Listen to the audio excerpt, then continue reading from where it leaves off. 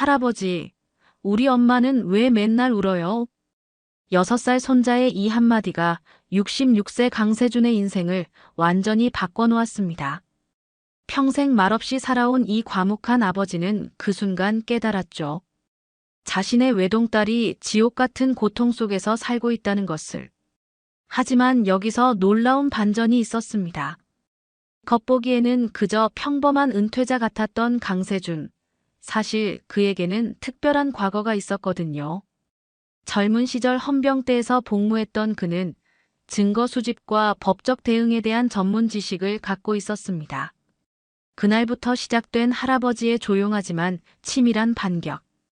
과연 66세의 이 아버지는 어떤 방식으로 딸과 손주들을 구해낼 수 있었을까요? 그리고 그 과정에서 어떤 충격적인 진실들이 드러났을까요? 지금부터 한 아버지의 묵직하고도 감동적인 복수극이 시작됩니다. 1초밖에 걸리지 않는 구독과 좋아요 눌러주시면 이야기가 더 재미있으실 거예요. 그럼 지금부터 시작합니다. 포항의 작은 단독주택. 강세준의 하루는 언제나 똑같았습니다. 아침 6시에 일어나 라디오를 켜고 간단한 아침을 먹은 뒤 마당의 화분들을 돌보는 것이 일과였죠. 66세의 나이에도 여전히 꼿꼿한 자세를 유지하고 있는 세준은 전직 군수공장 정비기사답게 모든 일을 정확하고 체계적으로 처리하는 습관이 몸에 배어 있었습니다. 아내가 세상을 떠난 지 벌써 10년이 흘렀지만 세준은 여전히 혼자만의 시간에 익숙해지지 못했습니다. 특히 외동딸 민서와 손자 은우, 손녀 하윤이 가끔 놀러 올 때면 집안이 환해지는 기분이었죠. 하지만 최근 들어 뭔가 이상했습니다. 민서의 얼굴에서 예전의 밝은 미소를 찾아보기 어려웠고 아이들도 왠지 위축되어 보였거든요. 그날도 평소와 다름없이 오후 시간을 보내고 있던 세준에게 전화 한 통이 걸려왔습니다. 민서였죠. 아버지, 오늘 아이들하고 잠깐 놀러 가도 될까요? 목소리가 평소보다 힘이 없어 보였지만 세준은 기뻐하며 대답했습니다. 그럼 언제든 와. 할아버지가 맛있는 거 해줄게. 1시간 뒤 현관문이 열리며 은우와 하윤이 뛰어들어왔습니다. 할아버지. 하지만 세준의 눈에는 민서의 수척해진 얼굴이 먼저 들어왔죠. 뺨이 홀쭉해졌고 눈가에는 피로의 흔적이 역력했습니다. 민서야, 많이 힘들어 보이는데 괜찮냐? 네, 괜찮아요. 그냥 요즘 병원 일이 좀 바빠서 그래요. 민서는 애써 웃음을 지으며 대답했지만 세준의 예리한 눈에는 딸의 거짓말이 훤히 보였습니다. 간호사 일이 힘든 건 알고 있었지만 이렇게까지 지쳐 보인 적은 없었거든요. 저녁을 먹으며 가족들이 둘러앉아 있을 때였습니다. 갑자기 은우가 할아버지를 올려다보며 천진난만하게 물었죠. 할아버지, 우리 엄마는 왜 맨날 울어요? 그 순간 식탁의 공기가 얼어붙었습니다. 민서는 깜짝 놀라며 은우를 바라봤고 세준의 심장은 쿵쾅거리기 시작했죠. 은우는 아무것도 모르는 표정으로 계속 말했습니다. 할머니가 엄마한테 소리 지르면 엄마가 화장실에서 울어요. 하윤이도 봤어요.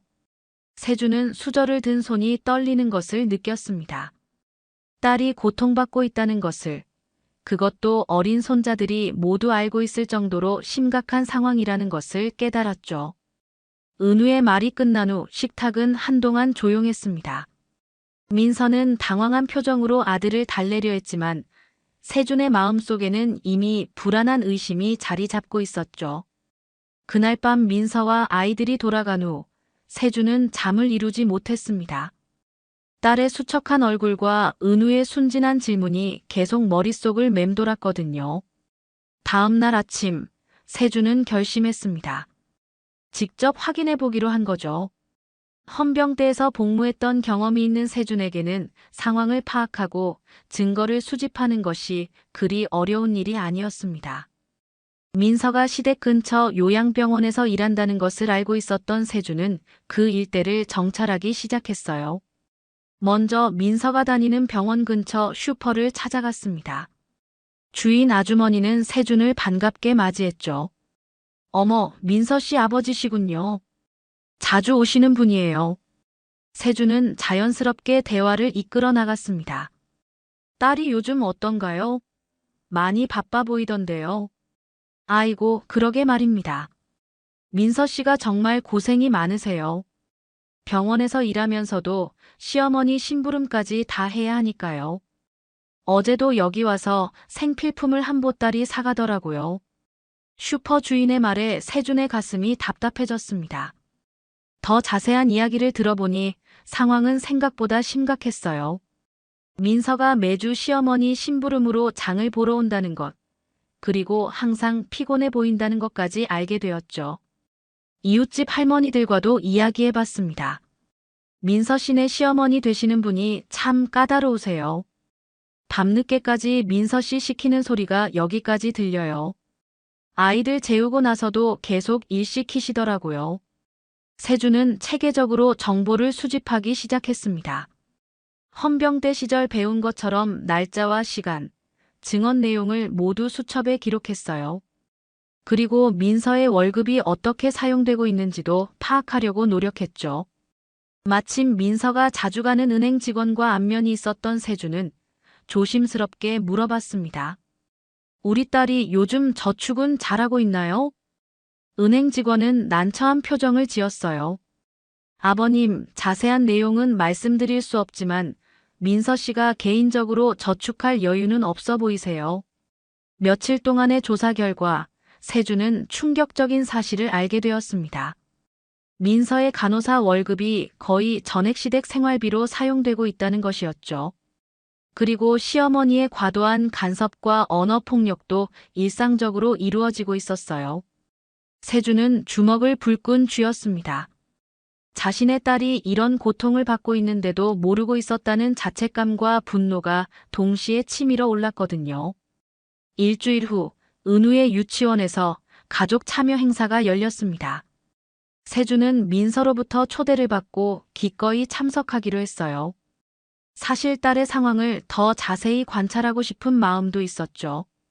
유치원 강당에는 많은 가족들이 모여 있었고 아이들의 밝은 웃음소리가 가득했습니다. 민서는 새벽부터 일어나 은우를 위한 도시락을 정성스럽게 준비했어요. 아이가 좋아하는 계란말이와 소시지, 그리고 예쁘게 모양을 낸 주먹밥까지. 병원 야간 근무를 마치고 온 몸이 피곤했지만 아들을 위해서라면 어떤 수고도 마다하지 않았죠. 시어머니 이정숙도 함께 왔는데 처음부터 기분이 좋지 않아 보였습니다. 이런 행사에 왜 나까지 와야 하는지 모르겠네. 시간 낭비야. 이정숙은 중얼거리며 불평했지만 민서는 아무 말하지 않았어요. 아이들 앞에서 갈등을 만들고 싶지 않았거든요. 세준은 멀찍이 앉아서 이 모든 상황을 지켜보고 있었습니다. 드디어 점심시간이 되었고 가족들이 함께 도시락을 먹는 시간이었어요. 은우는 엄마가 만들어준 도시락을 보며 환하게 웃었습니다. 와, 엄마가 만들어준 거야. 맛있겠다. 하지만 이정숙의 반응은 정반대였죠. 이게 뭐야? 도시락이라고 만든 게 이 모양이야? 이정숙은 목소리를 높여 말했습니다. 주변 학부모들이 고개를 돌려 쳐다볼 정도로 큰 소리였어요. 이런 허술한 도시락을 누가 먹냐고. 계란말이는 왜 이렇게 못생겼어? 주먹밥도 모양이 엉성하고. 민서의 얼굴이 빨갛게 달아올랐습니다. 다른 부모들의 시선이 모두 자신들에게 쏠리고 있었거든요. 어머니, 목소리를 좀 낮춰주세요. 다른 분들이 보고 계세요. 뭐, 내가 왜 목소리를 낮춰야 해? 이런 형편없는 도시락을 만들어 놓고 부끄러운 줄도 모르고. 이정숙은 오히려 더 큰 소리로 말했어요. 주변 테이블의 학부모들이 속삭이기 시작했습니다. 민서는 창피함과 분노로 눈물이 맺혔지만 꾹 참았죠. 하지만 은우는 그럴 수 없었어요. 할머니가 엄마 욕했어요. 은우가 갑자기 울음을 터뜨리며 소리쳤습니다. 우리 엄마가 새벽부터 일어나서 만들어줬는데 할머니가 나쁜 말 했어요. 아이의 울음소리에 강당이 조용해졌어요. 모든 시선이 이들 가족에게 집중되었죠. 세주는 멀리서 이 광경을 지켜보며 주먹을 꽉 쥐었습니다. 가슴속에서 분노가 치밀어 올랐지만 성급하게 나서서는 안 된다는 것을 알고 있었어요. 대신 조용히 휴대폰을 꺼내 녹음을 시작했습니다. 헌병대에서 배운 것처럼 증거를 확보하는 것이 먼저였죠. 민서는 울고 있는 은우를 달래느라 정신이 없었고 이정숙은 여전히 불만을 토해내고 있었습니다. 세주는 이 모든 것을 놓치지 않고 기록했어요. 딸과 손자가 당하는 모욕을, 그리고 그것을 지켜봐야 하는 자신의 무력감을 가슴 깊이 새겨두었습니다. 유치원 행사 이후 며칠이 지났지만 민서의 상황은 더욱 악화되었습니다. 이정숙은 그날의 창피함을 민서 탓으로 돌리며 더욱 가혹하게 굴기 시작했어요. 내가 제대로 못해서 우리 가족이 망신당했잖아. 앞으로는 더 조심해야 할 거야. 특히 경제적인 통제가 더욱 심해졌습니다. 이정숙은 민서의 통장을 아예 자신이 관리하겠다고 선언했어요. 내가 돈 관리를 제대로 못하니까 내가 직접 할게. 생활비도 내가 함부로 쓰지 말고 나한테 물어보고 써. 민서는 항의해보려 했지만 소용없었죠. 어머니, 제 월급인데 제가 관리하는 게 맞지 않을까요? 하지만 이정숙의 대답은 냉정했습니다. 뭐? 내 월급. 이 집에서 먹고 자면서 내 돈이 어디 있어? 우리 집 생활비로 쓰이는 돈이지. 그날부터 민서는 용돈조차 제대로 받지 못했어요. 병원에서 점심 한 끼 사 먹을 돈도 없어서 굶는 날이 많아졌죠. 동료 간호사들이 걱정할 정도로 수척해졌지만 민서는 아무에게도 말할 수 없었습니다. 집안일의 양도 늘어났어요. 이정숙은 돈도 제대로 못 벌면서 집안일이라도 확실히 해야지라며 온갖 일을 민서에게 떠넘겼습니다. 밤늦게 병원에서 돌아와도 설거지, 빨래, 청소까지 모두 민서의 몫이었어요. 아이들을 재우고 나서도 다음 날 아침 반찬 준비까지 해야 했죠. 결국 민서의 몸이 한계에 도달했습니다. 어느 날 오후 병원에서 근무하던 중 갑자기 어지러움을 느끼더니 쓰러져 버렸어요. 동료들이 깜짝 놀라 응급실로 옮겼지만 다행히 큰 문제는 없었습니다. 의사는 과로와 영양실조가 원인이라고 진단했어요. 하지만 집에 돌아온 민서를 기다리는 것은 위로가 아니라 질책이었습니다. 뭐? 쓰러졌다고. 그런 꾀병 부리지 말고 제대로 일해. 간호사가 그런 식으로 일하면 어떡해. 해? 이정숙은 민서가 일부러 아픈 척한다고 생각했어요. 도유는 처음에는 아내를 걱정하는 듯했지만 어머니의 눈치를 보며 말을 바꿨습니다. 여보, 어머니 말씀이 맞아. 몸 관리를 좀 해야지. 우리도 체면이 있는데 병원에서 쓰러지면 어떡해. 해? 도윤의 말에 민서는 더욱 절망했어요. 남편마저 자신의 편이 되어주지 않는다는 현실을 깨달았죠. 당신도 그렇게 생각해요? 제가 꾀병 부린다고요? 그게 아니라 어머니가 걱정해서 하시는 말씀이잖아. 도윤은 우물쭈물하며 명확한 대답을 피했습니다. 회사에서는 그럭저럭 능력을 인정받는 중간 관리자였지만 집에서는 어머니 앞에서 한없이 작아지는 마마보이였거든요. 아내가 고통받고 있다는 것을 알면서도 어머니와 갈등을 빚고 싶지 않았어요. 민서는 그날 밤 아이들을 재운 후 화장실에서 조용히 울었습니다. 몸도 마음도 모두 지쳐버린 상태였지만 아무도 자신을 이해해주지 않는다는 외로움이 가장 컸어요. 은우가 화장실 문 앞에서 엄마 괜찮아? 라고 묻는 소리에 더욱 마음이 아팠죠. 민서가 병원에서 쓰러진 지 일주일이 지났지만 집안 분위기는 전혀 나아지지 않았습니다. 오히려 이정숙의 태도는 더욱 냉랭해졌어요. 민서가 아프다는 핑계로 게으름을 피운다고 생각했거든요. 그날도 민서가 야간 근무를 마치고 집에 돌아오자마자 온갖 집안일을 시켰습니다. 아직도 몸이 아프다고. 그럼 일을 제대로 하든가. 집안 청소도 엉망이고 빨래도 제대로 안 했잖아. 이정숙은 아침부터 민서를 들볶기 시작했어요. 민서는 피곤한 몸을 이끌고 청소를 하고 있었는데 마침 은우가 유치원에서 돌아왔습니다.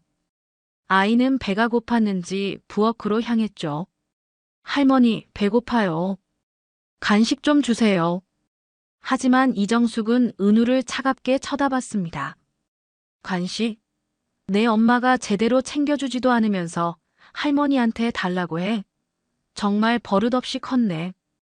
은우는 할머니의 차가운 반응에 당황했어요. 평소에도 따뜻하지 않았지만 오늘은 유독 심했거든요. 엄마가 병원에서 일하시니까 제가 말씀드린 거예요. 일한다고? 하루 종일 꾀병 부리면서 제대로 된 일을 해? 내 엄마가 게으르니까 집안이 이 모양인 거야. 이정숙의 목소리가 점점 커졌습니다. 민서는 청소하던 손을 멈추고 부엌으로 향했어요. 아이에게까지 그런 말을 하는 것을 그냥 둘 수 없었거든요. 어머니, 은우한테는 그런 말씀하지 말아주세요. 아이가 무슨 잘못이 있어서요? 뭐, 내가 잘못 말했다는 거야? 사실을 말한 건데 뭐가 문제야? 이정숙은 오히려 더 큰 소리를 냈습니다. 그 순간 은우가 용기를 내어 말했어요. 우리 엄마는 게으르지 않아요. 엄마는 매일 병원에서 일하고 집에서도 일해요. 6살 아이의 간절한 외침이었습니다. 은우는 엄마가 얼마나 힘들게 지내는지 다 알고 있었거든요. 새벽에 일어나서 도시락을 만들고 밤늦게 와서도 청소를 하는 엄마의 모습을 지켜봤으니까요. 하지만 이정숙은 아이의 말에 더욱 화가 났습니다. 이 버릇없는 게 어른한테 대들어. 이정숙이 손을 들어 은우를 향해 다가갔어요. 그 순간 은우는 놀라서 뒤로 물러났는데 거실 테이블 모서리에 부딪히며 넘어졌습니다. 아야. 은우의 무릎에서 피가 났어요. 민서는 달려가서 은우를 안아들었습니다. 은우야, 괜찮아. 어디 다쳤어? 아이는 아픔보다는 놀라서 울고 있었어요. 민서의 가슴에 안겨서 흐느끼는 은우를 보며 민서 안에서 뭔가가 폭발했습니다. 어머니, 이건 너무하세요. 민서가 처음으로 시어머니에게 큰 소리를 냈습니다. 지금까지 참고 또 참았지만 자신의 아이가 다치는 것을 보고는 더 이상 참을 수 없었어요. 제가 뭘 잘못했든 상관없어요. 하지만 아이한테까지 그러시면 안 되죠. 은우가 뭘 잘못했다고 이렇게 하세요? 이정숙은 민서의 반항에 당황했습니다. 항상 고분고분하던 며느리가 자신에게 대들다니요. 뭐, 내가 지금 나한테 소리 지르는 거야? 민서의 반항에 이정숙은 완전히 이성을 잃었습니다. 지금까지 순종적이던 며느리가 자신에게 대든다는 사실에 분노가 치밀어 올랐어요. 내가 감히 나한테 소리를 지르다니. 이 집에서 누가 누구한테 큰 소리야? 어머니, 저도 참을 만큼 참았어요. 하지만 제 아이까지 다치게 하시면서 그러시는 건 안 되죠. 민서는 떨리는 목소리로 말했습니다. 은우를 품에 안고 있는 상태에서 시어머니와 정면으로 맞서는 것은 처음이었어요. 그동안 쌓였던 분노와 억울함이 한꺼번에 터져나왔죠. 이정숙은 주먹을 불끈 쥐며 소리쳤습니다. 이런 못된 년을 봤나? 내가 이 집에서 얼마나 참고 살았는데 내가 나한테 이런 식으로 나와. 제가 뭘 잘못했나요? 매일 병원에서 일하고 와서 집안일 다 하고 월급도 다 갖다 바치면서 뭘 더 어떻게 하라는 거예요? 민서의 목소리에는 절망감이 묻어 있었습니다. 그동안 참아왔던 모든 것들이 한꺼번에 쏟아져 나왔어요. 하윤이도 엄마와 오빠의 울음소리에 놀라서 방에서 나와 무서워하고 있었죠. 마침 그때 도윤이 회사에서 돌아왔습니다. 집안이 소란스러운 것을 보고 당황했어요. 무슨 일이야? 왜 이렇게 시끄러워? 이정숙이 울면서 아들에게 달려갔습니다. 도윤아, 내 와이프가 나한테 소리 지르고 대들어. 내가 언제까지 이런 걸 참아야 하니? 도윤은 상황을 파악하려 했지만 어머니의 울음부터 달래야 했어요. 어머니, 진정하세요. 무슨 일인지 차근차근 말씀해 주세요. 무슨 일이긴 무슨 일이야. 내 와이프가 애를 제대로 못 키우니까 내가 한마디 했더니 나한테 대든다고. 민서는 남편이 자신의 말도 들어보려 하지 않는 것에 더욱 절망했습니다. 당신도 어머니 편만 들 거죠? 은우가 다친 것도 보고 있으면서. 도윤은 난처한 표정을 지었어요. 어머니와 아내 사이에서 어떻게 해야 할지 몰랐거든요. 하지만 결국 익숙한 선택을 했습니다. 여보, 어머니께 죄송하다고 해. 어른한테 그렇게 말하는 게 어디 있어. 그 말을 들은 민서는 마지막 희망마저 사라지는 것을 느꼈습니다. 남편조차 자신을 이해해주지 않는다는 현실이 가슴을 짓눌렀어요. 이정숙은 아들의 말에 더욱 기세가 올랐습니다. 그래, 내 와이프한테 제대로 말해. 이런 식으로 나오면 이 집에서 살 수 없어. 어머니, 그런 말씀까지 하실 필요는. 닥쳐. 내가 못 참겠어. 당장 나가. 이정숙이 흥분해서 소리치자 도윤은 더욱 위축되었습니다. 어머니가 이렇게 화내는 것을 보니 민서가 정말 잘못한 것 같았어요. 여보, 어머니가 화가 풀릴 때까지 친정에 가 있는 게 어때? 민서는 남편의 말에 완전히 무너졌습니다. 마지막까지 자신을 지켜주길 바랐던 사람마저 등을 돌린 거죠. 정말 그렇게 생각해요? 제가 나가야 한다고요? 잠깐만이야. 며칠만 있다가 와. 어머니 마음 푸시면. 아니에요. 이제 끝이에요. 민서는 조용히 말했습니다. 더 이상 이 집에서 살 수 없다는 것을 깨달았어요. 아이들을 데리고 짐을 챙기기 시작했습니다. 많은 것을 가져갈 수도 없었죠. 종이박스 하나에 아이들 옷과 자신의 필수품만 넣었어요. 밖에는 비가 내리고 있었습니다. 민서는 은우와 하윤의 손을 잡고 집을 나섰어요. 뒤돌아보지 않았습니다. 아버지의 집으로 향하는 발걸음이 무겁기만 했죠. 비가 점점 세게 내리고 있었습니다. 민서는 은우와 하윤의 작은 손을 꼭 잡고 아버지의 집을 향해 걸었어요. 종이박스 하나가 전부였지만 그마저도 비에 젖어가고 있었죠.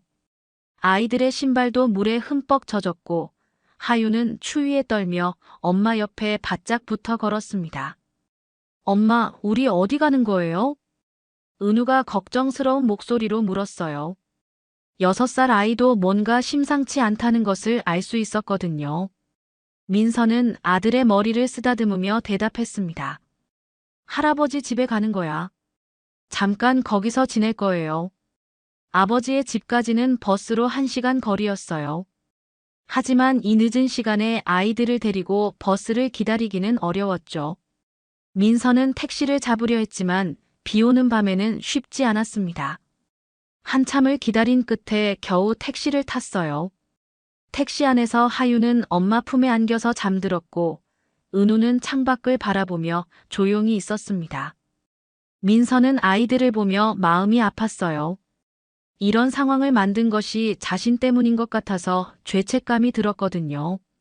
하지만 더 이상 참을 수는 없었습니다. 아이들까지 위험에 처하게 할 수는 없었어요. 강세준의 집에 도착한 것은 밤 10시가 넘어서였습니다.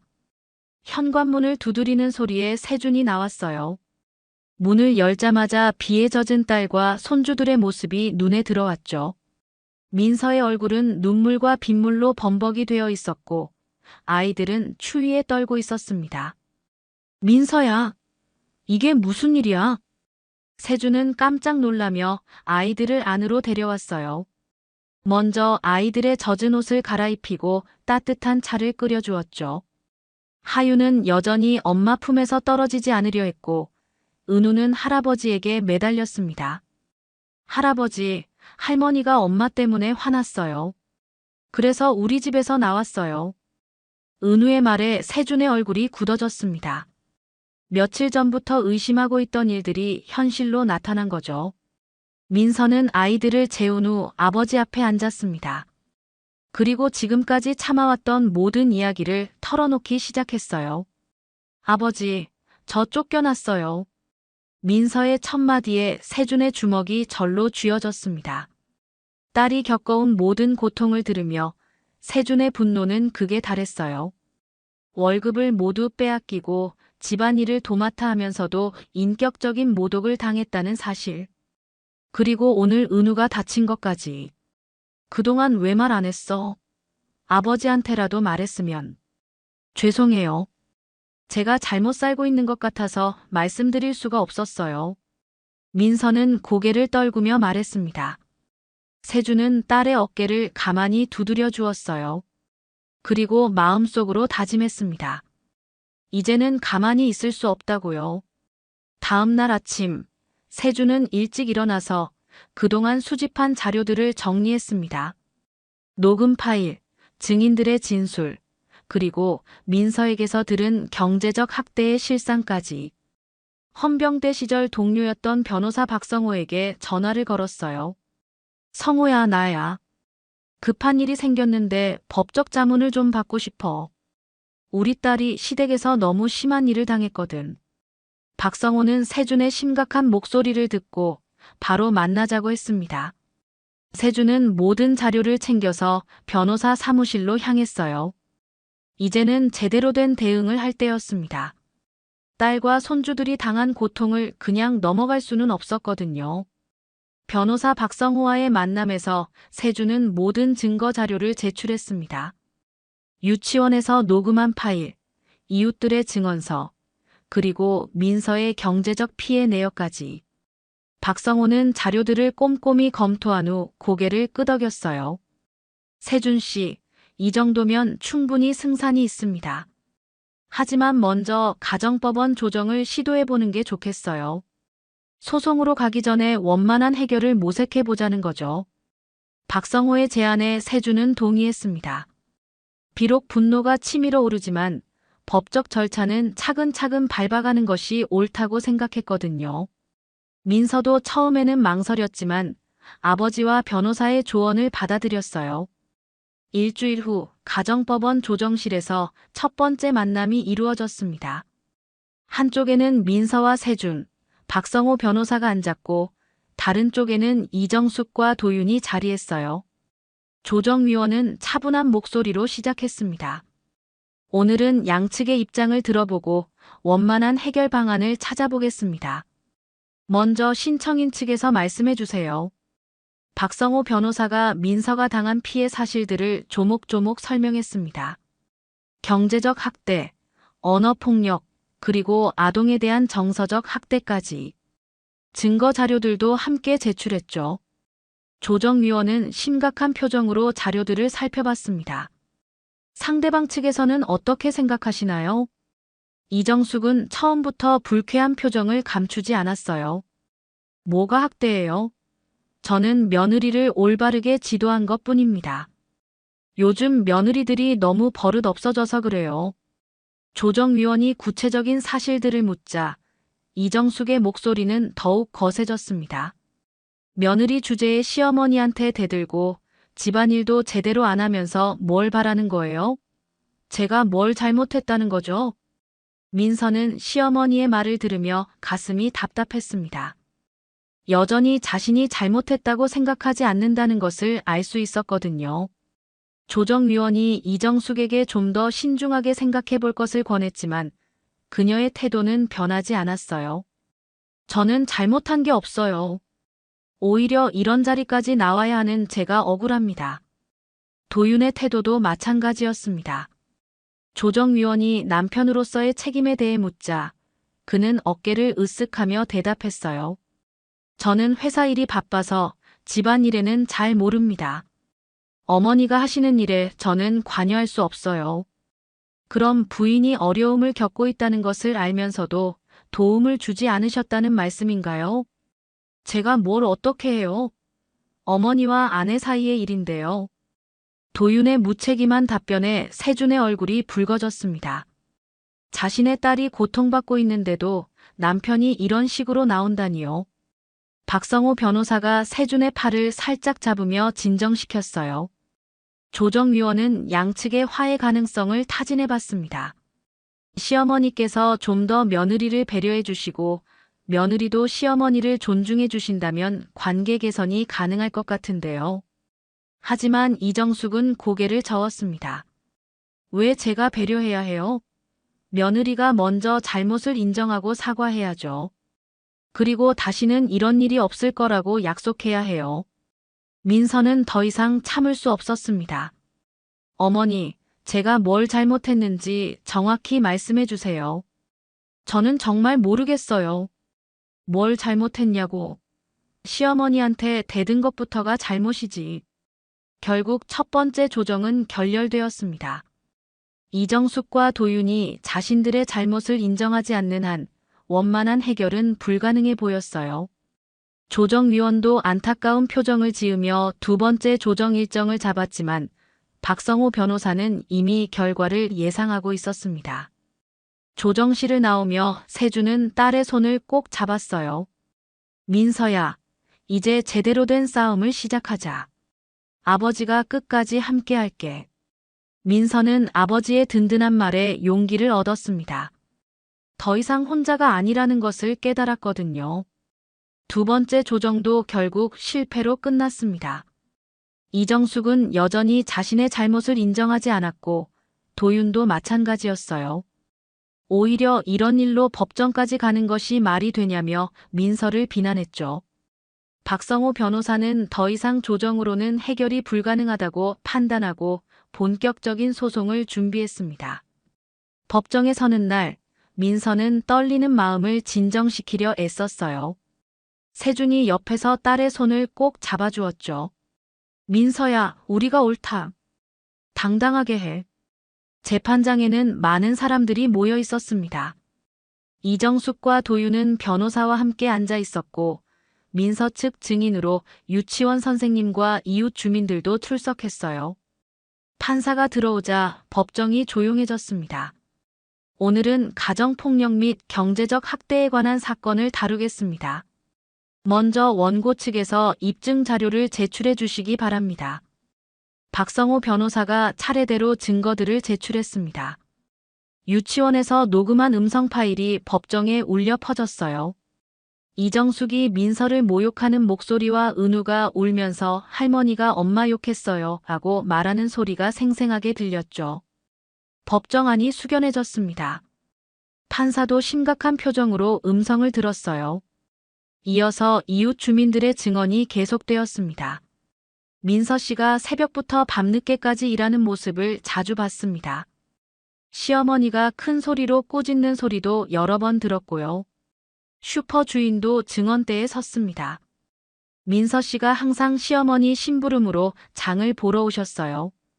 본인 용돈도 없어서 점심 한 끼 사드실 돈도 없다고 하시더군요. 가장 충격적인 것은 경제적 학대의 실상이었습니다. 박성호 변호사가 은행 내역을 제출하자 민서의 월급이 매달 전액 시댁 계좌로 이체되고 있다는 사실이 드러났어요. 게다가 민서 명의로 대출받은 돈이 시댁 리모델링에 사용되었다는 것까지 밝혀졌죠. 피고인은 며느리의 개인 통장을 강제로 관리하며 생활비 명목으로 월급 전액을 상납받았습니다.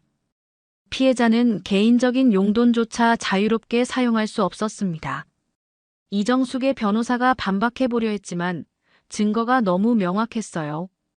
오히려 이정숙이 감정적으로 반응하면서 상황을 더욱 악화시켰습니다. 내가 뭘 잘못했어요? 며느리가 시어머니 봉양하는 게 당연한 거 아니에요? 내가 키워준 은혜도 모르고. 판사가 조용히 하라고 했지만 이정숙은 멈추지 않았어요. 요즘 며느리들이 너무 버릇없어요. 예전에는 이런 일이 없었는데. 피고인께서는 좀 더 신중하게 말씀해 주시기 바랍니다. 하지만 이정숙의 폭발은 계속되었습니다. 결국 자신이 민서를 어떻게 대했는지 법정에서 그대로 드러내고 있었어요. 판사와 방청객들이 모두 지켜보는 가운데 이정숙의 진짜 모습이 적나라하게 드러났죠. 아동 상담사도 증언대에 섰습니다. 은우와 하윤이를 상담한 결과 두 아이 모두 심각한 정서적 스트레스를 받고 있는 상태였습니다. 특히 은우는 엄마를 보호해야 한다는 강박적 생각을 보였어요. 민서는 상담사의 말을 들으며 눈물을 참을 수 없었습니다. 자신 때문에 아이들까지 상처받았다는 생각에 가슴이 아팠거든요. 세준도 손주들의 아픔을 들으며 주먹을 꽉 쥐었어요. 도윤의 증언 차례가 되자 그는 여전히 책임을 회피하려 했습니다. 저는 회사 일이 바빠서 집안 상황을 자세히 몰랐습니다. 어머니가 하시는 일에 제가 관여하기 어려웠고요. 부인이 고통받고 있다는 것을 알면서도 도움을 주지 않으셨나요? 그런 게 아니라 어머니와 아내 사이의 일이라서. 도윤의 답변에 법정 안에서 한숨 소리가 들렸습니다. 남편으로서의 최소한의 책임도 다하지 않았다는 것이 명확했거든요. 재판이 진행될수록 이정숙과 도윤에게 불리한 증거들이 계속 제출되었습니다. 판사는 모든 증언과 자료를 꼼꼼히 검토한 후 최종 판결을 내렸어요. 법정 안은 숨죽인 듯 조용했죠. 이 사건은 며느리에 대한 체계적이고 지속적인 가정폭력 및 경제적 학대로 인정됩니다. 피고 이정숙은 원고에게 정신적 피해에 대한 위자료 3천만 원을 지급하라. 이정숙의 얼굴이 창백해졌습니다. 3천만 원이라는 거액을 지급해야 한다는 현실이 믿어지지 않았거든요. 판사는 계속해서 판결문을 읽어내려갔어요. 또한 피고 장도윤은 남편으로서의 보호 의무를 방기했으므로 자녀 양육비 지원과 경제적 피해 보상으로 2천만 원을 추가 지급하라. 총 5천만 원의 배상금이 책정된 거죠. 박성호 변호사가 세준을 바라보며 만족스러운 표정을 지었습니다. 예상보다 높은 금액이 인정된 것이었어요. 민서 명의로 대출받아 시댁 리모델링에 사용된 금액은 전액 피고 측에서 상환하며 향후 원고와 자녀들에 대한 접근 금지 명령도 함께 내립니다. 판결이 끝나자 이정숙은 주저앉을 뻔했습니다. 5천만 원이라는 돈도 문제였지만 손주들까지 볼 수 없다는 현실이 더욱 충격이었어요. 도윤도 마찬가지였죠. 회사에서의 체면과 경제적 부담을 생각하니 앞이 캄캄했습니다. 법정을 나오며 민서는 아버지의 품에 안겨 울었어요. 아버지, 정말 끝난 건가요? 세준은 딸의 등을 토닥이며 대답했습니다. 그래, 이제 진짜 끝났어. 우리 새로 시작하자. 하지만 판결이 끝이 아니었습니다. 이정숙과 도윤에게는 현실적인 어려움이 시작되었어요. 5천만 원의 배상금을 마련하기 위해 집을 담보로 대출을 받아야 했죠. 게다가 민서의 월급에 의존해왔던 생활비 문제도 해결해야 했습니다. 도윤은 회사에서도 소문이 퍼지면서 난처한 상황에 처했어요. 법정 소송까지 간 가정사가 알려지면서 승진에도 영향을 받게 되었죠. 동료들의 시선도 곱지 않았습니다. 도윤 씨, 집안일이 좀 복잡하시다면서요? 과장의 말에 도윤은 고개를 떨굴 수밖에 없었어요. 죄송합니다. 개인적인 일로 회사에 폐를 끼쳐서요. 더욱 심각한 것은 이정숙의 변화였습니다. 그동안 권위적으로 군림해왔던 그녀가 갑자기 아무것도 할 수 없는 처지가 되었거든요. 민서가 해주던 모든 일들을 스스로 해야 했지만 오랫동안 다른 사람에게 시켜왔던 일들이라 제대로 할 수도 없었어요. 도윤아, 우리 어떻게 살아야 하니? 이 많은 돈을 어떻게 갚아? 이정숙은 아들에게 매달렸지만 도윤도 답이 없었습니다. 오히려 이런 상황을 만든 어머니에 대한 원망이 생기기 시작했어요. 한 달이 지나자 더욱 심각한 문제가 발생했습니다. 경제적 압박과 스트레스 때문에 모자 간의 갈등이 심해진 거죠. 도윤은 결국 중대한 결정을 내렸습니다. 어머니, 저는 이제 따로 살겠습니다. 뭐라고? 내가 나를 버린다는 거야? 버리는 게 아니라 이 상황에서는 각자 살아가는 게 맞는 것 같아요. 제가 배상금도 책임질 테니까요. 도윤의 말에 이정숙은 완전히 무너졌습니다. 며느리도 잃고 이제 아들마저 곁을 떠난다는 현실을 받아들일 수 없었거든요. 그제야 자신이 얼마나 큰 실수를 했는지 깨닫기 시작했어요. 반면 민서는 아버지와 함께 새로운 삶을 준비하고 있었습니다. 법정에서 받은 보상금으로 당분간은 생활할 수 있었고 무엇보다 아이들이 안전한 환경에서 지낼 수 있게 되었어요. 은우와 하윤도 할아버지 집에서 점차 밝은 모습을 되찾아가고 있었죠. 판결이 난 지 한 달이 지났지만 민서는 바로 새로운 일을 시작하지 않았습니다. 무엇보다 아이들의 마음부터 치료해야 한다고 생각했거든요. 은우와 하윤 모두 그동안의 상처로 인해 심리적 도움이 필요한 상태였어요. 세주는 손주들을 아동심리상담센터에 데려갔습니다. 상담사는 은우가 여전히 엄마를 지켜야 한다는 부담감을 갖고 있다고 설명했어요. 할아버지, 은우는 자신이 엄마를 보호해야 하는 책임자라고 생각하고 있어요. 이런 생각이 아이에게는 너무 큰 부담이죠. 하윤은 말수가 줄어들고 엄마와 떨어지는 것을 극도로 불안해했습니다. 화장실에 갈 때조차 민서의 손을 놓지 않으려 했어요. 상담사는 꾸준한 치료가 필요하다고 조언했죠. 민서 자신도 심리 상담을 받기 시작했습니다. 그동안 억눌러왔던 감정들을 표현하는데 시간이 걸렸어요. 상담사님, 저는 정말 잘못 산 건 아닐까요? 아이들까지 이렇게 상처받게 해서요. 민서 씨, 피해자가 자신을 탓할 필요는 없습니다. 중요한 건 이제부터입니다. 아이들과 함께 건강한 삶을 만들어가는 것이죠. 세주는 딸과 손주들의 회복 과정을 지켜보며 마음이 아팠지만 동시에 희망도 느꼈습니다. 조금씩이지만 아이들의 웃음소리가 집안에 다시 들리기 시작했거든요. 특히 은우가 할아버지, 오늘 상담 선생님이 내가 엄마 지키지 않아도 된다고 했어요 라고 말했을 때는 가슴이 뭉클했어요. 6개월이 지나면서 가족들의 일상이 안정되기 시작했습니다. 민서는 그때 새로운 도전을 결심했어요. 간호사 일로 돌아가는 대신 자신만의 사업을 시작해보고 싶었거든요. 아버지, 작은 반찬 가게를 해보려고 해요. 세주는 딸의 계획을 들으며 적극 지지했습니다. 좋은 생각이야. 아버지가 도와줄게. 배달이나 포장 정도는 할 수 있으니까. 동네 상가에 작은 점포를 얻어서 민선의 정성 반찬이라는 간판을 달았어요. 민선은 정성스럽게 반찬들을 만들었고 세주는 배달과 포장을 도맡았죠. 은우와 하윤도 방과 후에는 가게에 와서 숙제를 하며 시간을 보냈습니다. 처음에는 손님이 많지 않았지만 입소문이 나면서 점차 찾는 사람들이 늘어났어요. 여기 김치찌개 정말 맛있어요. 집에서 만든 것 같은 맛이 나요. 손님들의 칭찬에 민서는 자신감을 되찾아갔죠. 그런데 어느 날 예상치 못한 방문객이 찾아왔습니다. 이정숙이었어요. 많이 수척해진 모습으로 가게 앞에서 한참을 망설이다가 들어온 거죠. 민서야. 이정숙의 목소리는 예전과 달리 힘이 없었습니다.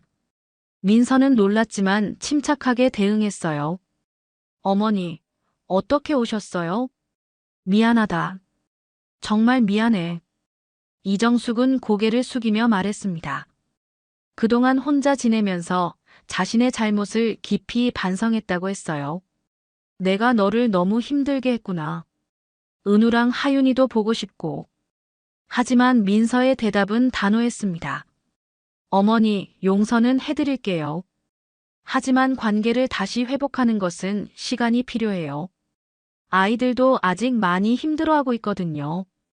이정숙은 민서의 말에 더 이상 말하지 못했습니다. 자신이 만든 상처가 얼마나 깊은지 깨달았거든요. 조용히 가게를 나서며 언젠가는 용서받을 수 있기를 바란다고 중얼거렸어요. 그날 저녁 세주는 딸과 손주들과 함께 저녁을 먹으며 생각했습니다. 이제야 진짜 아버지 노릇을 하고 있는 것 같다는 기분이 들었어요. 딸이 웃으면서 음식을 나누고 손주들이 자연스럽게 할아버지에게 하루 있었던 일을 이야기하는 모습. 이것이 진짜 가족의 모습이라는 생각이 들었죠. 할아버지, 우리 가게 대박 날 것 같죠? 은우의 밝은 목소리에 세주는 미소 지었습니다. 그럼 우리 은우가 홍보대사니까 틀림없이 대박 날 거야. 오늘 이야기 어떠셨나요? 구독과 좋아요는 이미 하셨을 테니. 시청자님의 의견을 댓글로 달아주세요. 항상 건강하시고 행복하세요.